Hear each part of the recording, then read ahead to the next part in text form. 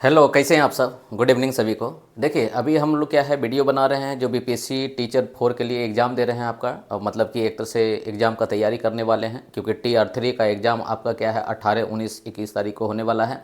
और उसके बाद जो है TR4 का एग्ज़ाम का तैयारी करने लगेगा, जिसका कि सीटेट एग्ज़ाम 7 जुलाई का हुआ है। क्लियर है। वो सब कैंडिडेट अभी बैठे हुए नहीं हैं, वो एग्ज़ाम में लग चुके हैं, क्योंकि उनको बता दिया गया है कि आपका अगर इतना मार्क्स आ रहा है तो एग्ज़ाम का आप तैयारी करने लगिए। क्लियर है। तो यहाँ पे सबसे पहले हम लोग जानते हैं कि बीपीएससी TR4 में क्या क्या नया होगा, क्या क्या अपडेट आपका रहेगा, क्या क्या सिलेबस चेंजिंग होगा। ये चेंजिंग वही रहेगा, सिलेबस पैटर्न क्या होता है एग्जाम का, कितना मार्क्स वाले स्टूडेंट उसमें रह सकते हैं, उस सारे बातों पर चर्चा करेंगे। इसलिए क्या है, बने रहिए वीडियो में अंत तक, क्योंकि अंत में आपको और भी स्ट्रेटजी बताएंगे कि किस तरह से आपका पढ़ा जाए, स्टडी का प्लान क्या होना चाहिए, एक तरह से रणनीति क्या होना चाहिए, जिससे कि आपका एग्जाम बहुत बढ़िया से क्वालिफाई हो जाए। क्लियर है। तो सबसे पहले हम लोग क्या है देखने वाले हैं कि बीपीएससी TR4 में आप बैठिएगा 2024 में एक तरह से क्या है, ये लास्ट एग्जाम हो रहा है बीपीएससी का, जिसमें कि TR4 में आपको बैठने का मौका मिलेगा। और जितना भी कैंडिडेट यहाँ पे हैं बहुत आसानी से क्वालिफाई कर सकते हैं, क्योंकि सीट भी बहुत ज़्यादा है। बीपीएससी TR3 में जितना सीट था उससे ज़्यादा ही सीट आपका निकल के आने वाला है, क्योंकि जितना भी सप्लीमेंट्री एग्जाम हुआ है उसका कोई भी रिजल्ट आज तक नहीं आया है। नहीं आने का मतलब है कि जितना भी बैकलॉग वैकेंसी है, मतलब वैकेंसी बच चुकी है या किसी तरह से सीट खाली हो चुका है, वो सारा सीट आपका क्या है बीपीएससी TR4 में आपका ऐड होके आएगा। तो इसमें हम आपको बताए भी थे बीपीएससी TR4 में जो है एक तो से जुलाई वाले कैंडिडेट भर सकते हैं फॉर्म को, लेकिन उसके लिए क्या है, क्राइटेरिया क्या है कि उसको कितना नंबर लाना है। अगर कोई बिहार से बाहर वाले स्टूडेंट में हैं तो उनको लगता है कि बिहार में हम लोग क्या है जनरल कैटेगरी होगा, कि मेरा जो है अपना कैटेगरी जो रहता है वही होगा, तो उसके बारे में भी हम लोग यहाँ पे चर्चा करेंगे। क्योंकि बहुत सारे का मैसेज या कॉल्स आते रहता है, क्योंकि वीडियो जब बनता है तो बहुत सारे आदमी क्या है देखते हैं और कॉन्टैक्ट करने का प्रयास करते हैं, किसी चीज़ का अगर कन्फ्यूजन उनके दिमाग में रहता है तो सबसे पहले क्या है बीपीएससी TR3 में हम लोग ये देखेंगे कि क्या क्या यहाँ पे एक तरह से क्या है होने वाला है।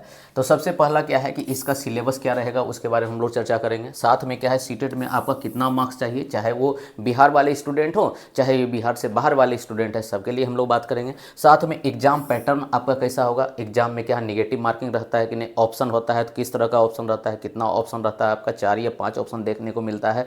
मतलब पैटर्न में क्या है पासिंग मार्क्स भी होता है, कुछ कुछ का एग्जाम जो है मेरिट लिस्ट के अनुसार भी होता है, और एग्जाम जो है कब तक होने वाला है, इन सभी बातों पर चर्चा करेंगे। क्लियर है।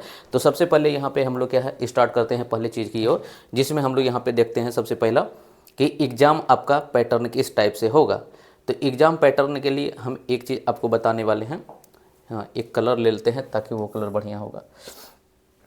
तो सबसे पहले क्या है सिलेबस इसका है, सिलेबस कुछ इस प्रकार से है। सिलेबस कुछ इस प्रकार से है कि अगर कोई भी कैंडिडेट इस एग्ज़ाम को क्वालिफाई करना चाहते हैं, कोई भी कैंडिडेट, अगर ब्लैक पेन ले लेते हैं बढ़िया होता है, कोई भी कैंडिडेट अगर इस एग्ज़ाम को क्वालिफाई करना चाहते हैं तो उनको क्या है 150 नंबर का उनको पेपर देना पड़ेगा। मतलब पेपर जो रहेगा वो 150 नंबर का रहेगा, वो अपने दिमाग में बना लें। जैसे कि सीटेट में आपका पेपर 150 नंबर का था, तो यहाँ भी पेपर आपका 150 नंबर का रहेगा। वो पेपर 2 भाग में बटा हुआ रहेगा। भाग ए जिसके लिखा हुआ रहेगा क्या, भाग 1, एक लिखा रहेगा जिसको बोलेंगे भाग 1, भाग 1, भाग 1 में जो रहेगा वो आपको 30 नंबर का पेपर रहेगा। और भाग 2 जो रहेगा वो आपको क्या है, भाग 2 जो रहेगा वो आपको 120 नंबर का पेपर रहेगा। मतलब कि 30 और 20 दोनों को जोड़िएगा तो 150 नंबर का आपका पेपर आता है। इस पेपर में आपका सिलेबस किस तरह से रहेगा वो जानिए। जैसे भाग 1 में अगर कोई कैंडिडेट आ रहे हैं तो उनका सिलेबस कुछ इस टाइप से रहेगा, उनका सिलेबस कुछ इस टाइप से रहेगा।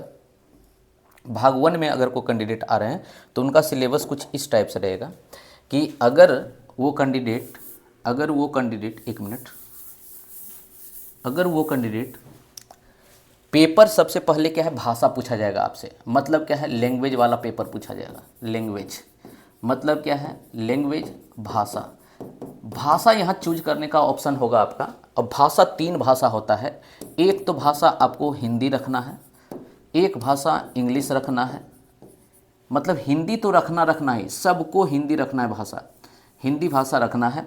और साथ में आपको क्या है हिंदी के साथ प्लस 2 भाषा आपको मिलता है, या तो आप भाषा को इंग्लिश रख लीजिए या जो भी रख सकते हैं आप। यहाँ पे क्या है अधिकतर लोग क्या है इंग्लिश रखते हैं, तो हिंदी और इंग्लिश एक कम्बिनेशन हो जाता है। और दूसरा भाषा यहाँ पे हो जाता है कि अगर कोई उर्दू वाले स्टूडेंट हैं तो उर्दू भी यहाँ पे भाषा हो जाता है। और तीसरा क्या है अगर कोई बंगला स्टूडेंट हैं तो यहाँ पे क्या है बंगला भाषा भी देखने को मिलता है। मतलब सिंपल बात है कि ये एक तरह से क्या है, बांग्ला भाषा तो छोड़ ही दीजिए, यहाँ पे क्या है, दो ही भाषा का कैटेगरी होगा, या तो आप हिंदी इंग्लिश को रख सकते हैं या तो उर्दू को रख सकते हैं। जो भी भाषा रखिएगा इन दोनों भाषा में आपको क्या है, कंपलसरी होगा 30 नंबर लाने का, मतलब कि 30 नंबर आपको लाना ही लाना होगा। मतलब कि उर्दू वाले उर्दू रख सकते हैं, उसके लिए भी 30 नंबर लाना होगा। साथ में क्या है, हिंदी इंग्लिश वाले भी रख सकते हैं, उसके लिए भी 30 नंबर लाना होगा। बाकी बात जो मेन है, मतलब ये जो 30 नंबर है ये आपका पासिंग है, मतलब आप खाली इसमें पास कर जाइएगा तो आपका क्या है, कोई दिक्कत नहीं। इसका कभी मेरिट में मार्क्स नहीं जुड़ता है, क्योंकि ये पासिंग नंबर है। नंबर जो जुटेगा मेरिट में वो ये होगा, इसी से मेरिट आपका बनता है, इसी से आपका क्या होता है, मेरिट बनता है। मतलब कि आपका जो सिलेक्शन होगा वो आपका 120 नंबर क्वेश्चन से होगा। और 120 नंबर क्वेश्चन का आपका सब्जेक्ट कैसे बटा रहता है उसको देखिएगा। इसमें सबसे पहला जो सेक्शन होता है वो होता है आपका मैथ्स का। मैथ्स भी क्वेश्चन पूछा जाता है कि बहुत ज़्यादा इंपॉर्टेंट, मतलब कि एकेडमिक मैथ रहता है आपका, जो कि एक तरह से 9-10 के विद्यार्थी को जो पढ़ाना है, 6 to 8 के विद्यार्थी को पढ़ाना है, वही सब रहता है। साथ में आपका जो रहता है वो रहता है आपका रीजनिंग। मतलब क्या है, रीजनिंग भी होना चाहिए और मैथ भी होना चाहिए। और रीजनिंग और ये मैथ, ये दोनों मिला के आपको क्या है, 35 नंबर का क्वेश्चन पूछेगा। मतलब कि 35 से 40 नंबर तक का क्वेश्चन आपको पूछता है। उसके बाद जो होता है वो आपका पूछा जाता है साइंस। क्या पूछा जाता है आपका, साइंस। यहाँ आपका साइंस पूछा जाता है। उसके जब बाद जो पूछा जाएगा उसको बोलेंगे एसएसटी। मतलब क्या है, ये जो पोर्शन होगा उसको बोलते हैं एसएसटी। मतलब कि इसमें पॉलिटी भी पूछा जाएगा, ज्योग्राफी भी पूछा जाएगा और हिस्ट्री भी पूछा जाएगा। यहाँ 1 to 5 का, यहाँ जो सिलेबस हम लोग चर्चा कर रहे हैं ये 1 to 5 के लिए कर रहे हैं। 1 to 5 का अगर कोई स्टूडेंट है तो उनको क्या है, इतना तरह का क्या है, चीज़ों को फेस करना पड़ेगा। और साथ में क्या है, अगर करंट अफेयर आप पढ़ रहे हैं तो करंट अफेयर भी आपसे पूछा जाएगा। कहने का मतलब है क्या, कि आसपास के वातावरण में कितना क्या क्या चीज़ हो रहा है उसके बारे में आपको कम से कम पूछा ही जाएगा।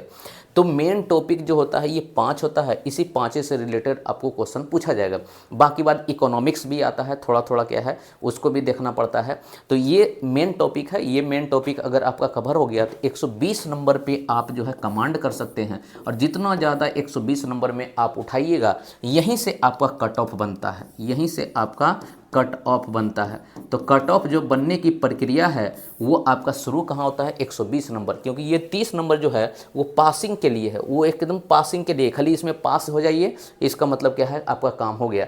और 30 नंबर में पास होने का मतलब क्या होता है कि आप जो है 8 से 9 नंबर ले आए हैं तो आप पास कहलाएंगे, बस ये पासिंग नंबर है। लेकिन क्या है, यहाँ पे आपका 120 नंबर का क्वेश्चन जो होगा वही मेरिट बनेगा, जिसमें कि मैथ और रीजनिंग ये दोनों को अगर मिलाइएगा, मैथ और रीजनिंग ये दोनों को मिलाइएगा तो इसमें आपको लगभग 35 नंबर का क्वेश्चन पूछेगा।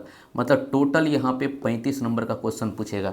अगर यहाँ पे साइंस को देखते हैं तो साइंस से आपका जो क्वेश्चन रहेगा मिनिमम आपको 20 नंबर का क्वेश्चन रहेगा। एसएसटी जो देखते हैं, एसएसटी जो क्वेश्चन रहेगा मिनिमम आपको 40 नंबर के करीब क्वेश्चन देखने को मिलेगा। और जो ये एक तरह से ये पोर्शन को देखते हैं जिसको हम बोलते हैं क्या, करंट अफेयर, इससे अगर क्वेश्चन पूछा जाएगा तो ज़्यादा नहीं 10 से 15 नंबर का क्वेश्चन आपसे पूछा जाएगा। इन सब को मिलाइएगा तो मिलाने के बाद देखिएगा आपका जो क्वेश्चन बन के तैयार होगा 120 क्वेश्चन बन के तैयार। हमें लगता है कि सिलेबस के बारे में आपको और डिटेल से हम लोग चर्चा करेंगे, लेकिन ओवरव्यू आपको एक पता हो जाना चाहिए कि सिलेबस में क्या क्या कंटेंट है और किन किन कंटेंट को पढ़ना है। तो बताइए, मैथ जो है 1 to 5 में आप पढ़े हुए हैं, रीजनिंग आप नहीं पढ़े हुए हैं, लेकिन जनरल कॉम्पिटिशन का अगर आप तैयारी कर रहे हैं तो रीजनिंग के बारे में थोड़ा मोड़ा तो आपको पता होगा। साथ में क्या है, साइंस जो पढ़ते हैं, आज जैसे ईवीएस आप बुक पढ़ते हैं, ईवीएस ही तो साइंस है। जैसे आपको पूछता है कि प्रकाश संश्लेषण की क्रिया कौन से रंगों में सबसे तेज होता है, ये साइंस का क्वेश्चन हो गया।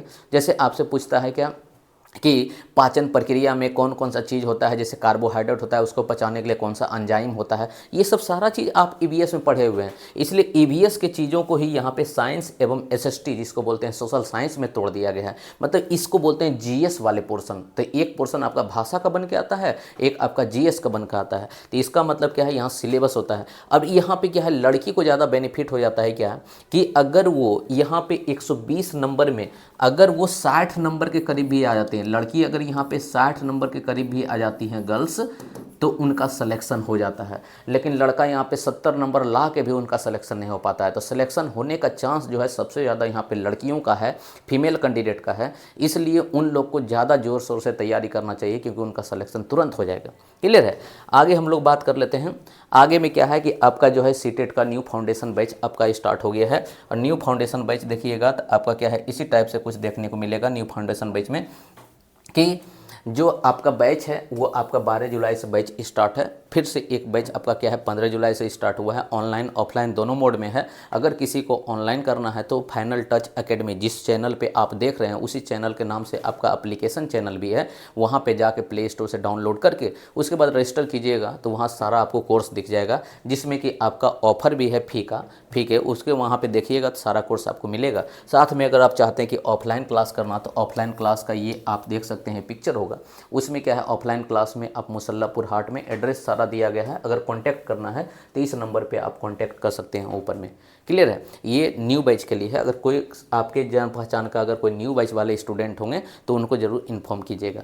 तो हम लोग स्टार्ट करते हैं। अभी यहाँ से क्या है, हम लोग स्टार्ट करते हैं यहाँ से कि सीटेट में कितना मार्क्स चाहिए। सबसे पहला यही स्टूडेंट के लिए होता है। एक तो होता है क्या कि बिहार से बाहर, एक होता है क्या बिहार से बाहर, बिहार से बाहर ऐसा भी कैंडिडेट हैं जो बिहार से बाहर है, और एक जो है बिहार वाले कैंडिडेट हैं, मतलब कि बिहार से हैं, वो बिहार निवासी हैं, और एक बिहार के बाहर वाले कैंडिडेट हैं। जैसे यूपी है, झारखंड है, इसमें आगा यूपी है, इसमें आपका झारखंड है, जिसमें इसमें बंगाल है, वेस्ट बंगाल है, मतलब ये सब कैंडिडेट हैं। और बिहार वाले कैंडिडेट तो अपना ही है। तो इसलिए बहुत सारे कैंडिडेट को ऐसा भी लगता है कि बिहार से बाहर वाले कैंडिडेट को क्या चांस होगा, मतलब कि उसको क्या देना पड़ेगा। तो सबसे पहले यहाँ समझ जाइए कि बिहार से बाहर वाले कैंडिडेट को क्या क्या एक तरह से क्या है चाहिए, और बिहार वाले कैंडिडेट को क्या चाहिए। तो सीटेट में जो नंबर आना चाहिए, सीटेट में जो नंबर आना चाहिए बिहार से बाहर, बिहार से बाहर, ठीक है ना। तो सबसे पहले बिहारी कैंडिडेट का हम लोग देख लेते हैं कि अगर बिहार में कोई कैंडिडेट हैं तो उनको कितना नंबर चाहिए। अगर कोई बिहार में कैंडिडेट है उनको कितना नंबर चाहिए। तो सबसे पहले अगर कोई जनरल कैंडिडेट हैं बिहार में, अगर कोई जनरल कैंडिडेट हैं, एक मिनट, बिहार में अगर कोई जनरल कैंडिडेट हैं, जनरल कैंडिडेट हैं बिहार में, तो उनको या मतलब कि बॉयज़ के लिए, सिर्फ बॉयज़ के लिए, बॉयज़ है तो 90 नंबर लाना जरूरी है, तभी वो बीपीएससी एक तरह से क्या एग्ज़ाम दे सकते हैं बीपीएससी का। उसी तरह क्या है, अगर जनरल फीमेल कैंडिडेट हैं, जनरल में अगर गर्ल्स हैं तो उनको मात्र जो है 82 नंबर है, सिर्फ ये बीपीएससी के लिए अलाउ है। अगर मेल कैंडिडेट हैं तो आपको 90 नंबर चाहिए, अगर फीमेल कैंडिडेट हैं जनरल में तो आपको 82 नंबर चाहिए। ये जनरल का बात हो गया। उसके बाद आते हैं ओबीसी। ओबीसी में आप क्या है, आप मेल हैं कि मतलब आप बॉयज़ हैं या आप गर्ल्स हैं, उससे कोई मतलब नहीं है। दोनों को जो नंबर लाना है वो आपको 82 नंबर लाना है। मतलब कि समझ जाइए कि आप गर्ल्स हैं या बॉयज़ हैं, उससे कोई फ़र्क नहीं पड़ता है, आपको 82 नंबर लाना ही पड़ेगा। साथ में अगर आप ओबीसी कैंडिडेट हैं, साथ में अगर आप ओबीसी कैंडिडेट हैं, साथ में अगर आप ओबीसी कैंडिडेट हैं, सॉरी ओबीसी तो ही गया, अगर आप एससी एसटी कैंडिडेट हैं, एससी एसटी कैंडिडेट हैं, तो इसमें क्या है, जो गर्ल्स होगा उसको 75 नंबर लाना है, और जो बॉयज़ होगा उसको भी 75 नंबर लाना है। मतलब ये सिर्फ एससी एसटी वाले कैंडिडेट के लिए ऐसा बेनिफिट मिला हुआ है। बाकी बात जनरल के लिए आपके पास ये कैटेगरी तैयार है, ओबीसी के लिए ये कैटेगरी तैयार है, और एससी एसटी के लिए सबसे ज़्यादा ये कैटेगरी तैयार है। तो सारा कैटेगरी ये बिहार, मतलब बिहार वासी के लिए, जिसको क्या है किसी तरह का चीज़ आपको नहीं मांगा जाएगा, डायरेक्ट आप फॉर्म अप्लाई कीजिएगा। फॉर्म अप्लाई करने में जो आपको होता है कि सीटेट का सर्टिफिकेट आपका मतलब कि मार्क्स माना जाता है कि किस समय आप क्वालिफाई किए हैं, सर्टिफिकेट नंबर मांगा जाता है। साथ में आपका मैट्रिक, 10th, इंटर, ये डीएलएड जहाँ से किए हैं उसका मतलब कि एक तो से सब सर्टिफिकेट नंबर डालना होता है। वो सब हम लोग बाद में बात करेंगे।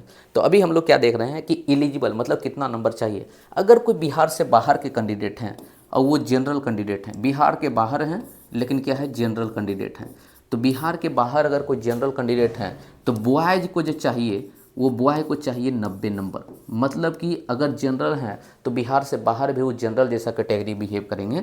लेकिन यहाँ पे जो गर्ल्स हैं वो गर्ल्स को भी 82 नंबर चाहिए। अब यहाँ पे कुछ किसी को दिक्कत होने लगता है कि सर 82 नंबर तो कहीं पे लिखा हुआ नहीं है।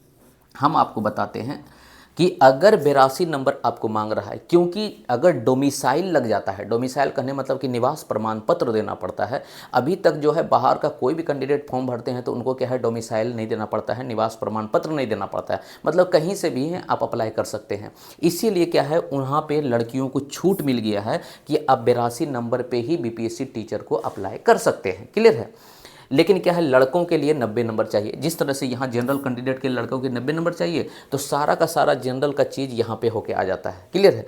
लेकिन अगर यहाँ पे ओबीसी कैंडिडेट हैं तो ओबीसी कैंडिडेट के लिए क्या है, बाहर में चाहिए कितना नंबर, 82 नंबर। तो अभी यहाँ सॉरी बिहार में चाहिए 82 नंबर, तो बाहर वाले कैंडिडेट को कितना लाना पड़ेगा। तो वही बोलता है कि बाहर वाले कैंडिडेट को यहाँ पे, चूंकि अभी हम यहाँ जनरलाइज नहीं किए हैं, इसलिए बाहर वाले कैंडिडेट को भी कितना लाना पड़ेगा आपको, 82 नंबर। चाहे वो लड़का हो चाहे वो लड़की हो, दोनों के लिए क्या है, 82 नंबर। मतलब कि हर मामले में लड़की अगर 82 नंबर ले आती है तो किसी भी स्टेट से है वो फॉर्म भर सकती है। उसके बाद साथ में अगर आप SC ST स्टूडेंट हैं तो आपको क्या है, सिम 75 नंबर चाहिए, उसमें कोई दिक्कत नहीं है। तो ये सारा चीज़ है जो कि सीटेट में कितना मार्क्स चाहिए, जिसके अनुसार क्या है बीपीएससी टीचर को आप अप्लाई कर सकते हैं। सारा चीज़ आप देख सकते हैं। एक है बिहार वासी के लिए और एक है बिहार से बाहर वाले कैंडिडेट के लिए, जिसमें कि यूपी, झारखंड, उत्तराखंड, इधर उधर के जैसे राजस्थान वाले छात्र का भी यहाँ पे क्या है, अप्लाई करने का एक तरह से उनको एलिजिबल किया जाता है। साथ में यहाँ पे देखते हैं कि अगला कि एग्ज़ाम पैटर्न क्या होता है। एग्ज़ाम जो पैटर्न होता है, सबसे पहले जान लीजिए कि इसमें क्या है, नो निगेटिव होता है, मतलब कि निगेटिव नंबर नहीं होता है। निगेटिव नहीं होता है, निगेटिव नहीं रहता है। निगेटिव मतलब सीटेट के जैसा, जैसे सीटेट कैसे है कि निगेटिव नहीं रहता है, उसी तरह यहाँ पे निगेटिव नहीं रहता है। साथ में यहाँ क्या होता है कि यहाँ पे 5 ऑप्शन रहता है। ऑप्शन जो रहता है वो आपका 5 रहता है, 5 ऑप्शन रहता है, ऑप्शन रहता है। जैसे सीटेट के एग्जाम में आप देखे होंगे 4 ऑप्शन रहता है। एक होता है option A, option B, option C, option D, इतना तक रहता है। लेकिन क्या है, इसमें एक और ऑप्शन होता है जिसको बोलते हैं ई, और ये ऑप्शन ज़्यादा ही खतरनाक है क्योंकि ई ऑप्शन में लिखा रहता है कि इनमें से एक से ज़्यादा सही और इनमें से कोई नहीं सही। तो इसीलिए यहाँ पे क्या है, ये ऑप्शन ज़्यादा खतरनाक हो जाता है। उसके बाद साथ में इस पैटर्न को देखिएगा तो जैसे ये ऑब्जेक्टिव क्वेश्चन होगा, ऑब्जेक्टिव प्रश्न होगा, ऑब्जेक्टिव क्वेश्चन होगा, मतलब कि MCQ टाइप से क्वेश्चन होगा जिसमें कि OMR सीट दिया जाएगा और उसको रंगने का प्रयास आपको करना है। मतलब कि सिंपल आप समझ रहे हैं कि सीटेट का एग्ज़ाम जैसा आपके लिए था उसी तरह का एग्ज़ाम यहाँ देखने को मिलेगा। बस यहाँ पे एक ऑप्शन बढ़ा हुआ रहेगा, ऑप्शन ई इसमें एक ऐड हो जाएगा। क्लियर है। तो ये थोड़ा सा एक पैटर्न है जिसको एक जानने का ज़रूरत है। हो सकता है कि TR4 से आपका जो है तो उसमें क्या है, निगेटिव मार्किंग भी दे दे, और निगेटिव मार्किंग देना आपके लिए बहुत खतरों से खाली नहीं है। क्यों? क्योंकि अगर वो निगेटिव मार्किंग दे दिया तो जितना क्वेश्चन आप बनाइएगा उससे ज़्यादा क्वेश्चन आपका गलत हो जाता है, जो कि सीटेट के एग्ज़ाम में भी हमेशा टेस्ट में आपको बताए हुए हैं। क्लियर है। साथ में यहाँ पे क्या है, एग्ज़ाम कब होगा इसके बारे में चर्चा करते हैं। आपको जब बीपीएससी का अभी आज जो है, आज और कल जो है, इसी के बारे में बीपीएससी का मतलब क्या है, चेयरमैन आके मतलब कि जो भी सचिव वगैरह हैं वो सब आके प्रेस कॉन्फ्रेंस किए थे और उसमें जाके मतलब कि बताया गया था, अंदरूनी बात मतलब कि निकल गया है जो कि एक तरह से मीडिया वाले ने सामने लाने का प्रयास किया है, जिसमें कि बताया गया कि एग्ज़ाम जो होगा, जो कि बीपीएससी TR3 का एग्ज़ाम अभी लेट से हुआ है, इसीलिए आपको कुछ टाइम मिल जाएगा। मतलब कि पहले जो वैकेंसी जो था ये आपका अगस्त में आने वाला था, पहले ये वैकेंसी अगस्त में आने वाला था, लेकिन अब ये अगस्त में नहीं आएगा। अगस्त में नहीं आएगा तो कैसे आएगा, तो बोला कि अब ये वैकेंसी अक्टूबर में आएगा। क्या आएगा, अक्टूबर में, अक्टूबर में आएगा,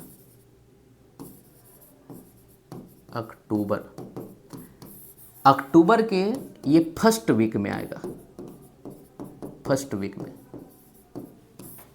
मतलब क्या है, आपके पास अगस्त में आने का चांस था, अब ये अगस्त में ना आके अक्टूबर में आएगा अक्टूबर कहने मतलब क्या है, आपके पास अगस्त का पूरा टाइम बच गया, सितंबर का टाइम बच गया और अक्टूबर में आएगा, मतलब 2 महीना आपको टाइम यहाँ पे फ्री में मिल गया।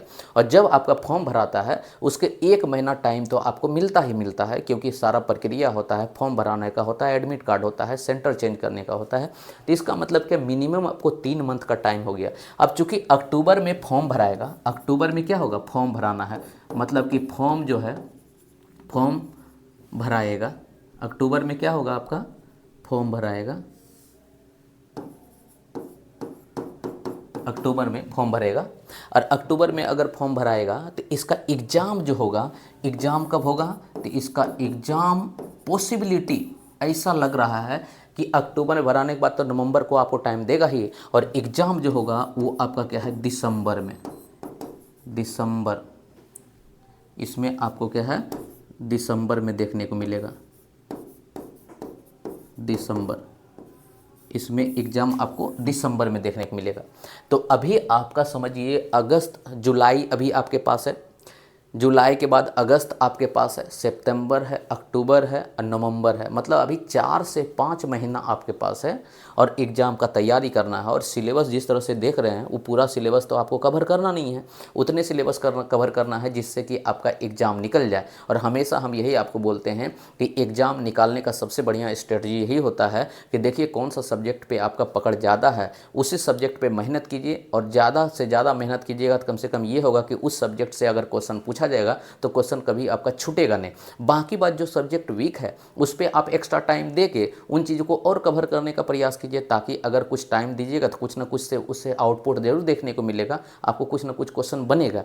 इसलिए आपके पास एक स्ट्रेटजी होना चाहिए कि 4 से 5 मंथ का टाइम है, और 4 से 5 मंथ के टाइम हम जितना बढ़िया से बढ़िया हो सके तैयारी कर लें और बीपीएससी TR4 में शामिल हो सकें और रिजल्ट ले सकें। सबसे मेन मुद्दा मेरा ये है कि आपका रिजल्ट बन जाए। इसके लिए क्या हुआ कि एक तो से क्या है, इसके लिए यहाँ पे फाइनल टच एकेडमी में, इसके लिए फाइनल टच एकेडमी में, final touch academy, touch academy में आपका क्या है, TR4, BPSC TR4, BPSC TR4 के लिए क्लास स्टार्ट हो गया।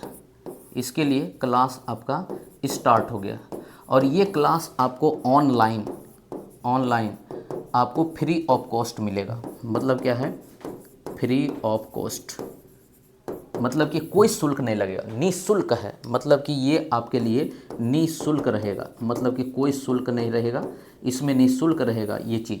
और फाइनल टच एकेडमी एप्लीकेशन पे यूट्यूब चैनल पे सारा कोर्स को आप लोग देख भी सकते हैं, और 1 से 2 दिन में आपका वो वीडियो वहाँ पे आने लगेगा।